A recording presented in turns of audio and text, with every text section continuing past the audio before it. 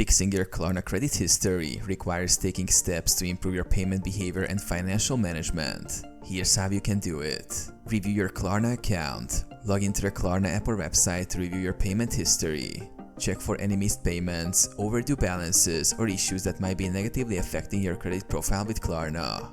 Pay off outstanding balances. If you have any overdue payments, prioritize paying them off as soon as possible. Klarna might report late payments to credit bureaus, so clearing these balances is essential. Make timely payments. For current or future purchases, ensure you make payments on time. Klarna's paying for or financing plans should be handled carefully by setting reminders or automating payments. Limit new purchases. Avoid taking on new debt or making multiple purchases if you're struggling to manage current payments. Stick to a budget and focus on clearing existing balances. Contact Klarna customer service. If you believe there are errors in your Klarna credit history, reach out to your customer support for assistance.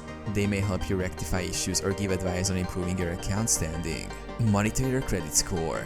Regularly check your credit score through credit bureaus to see how your Klarna usage impacts your overall credit health.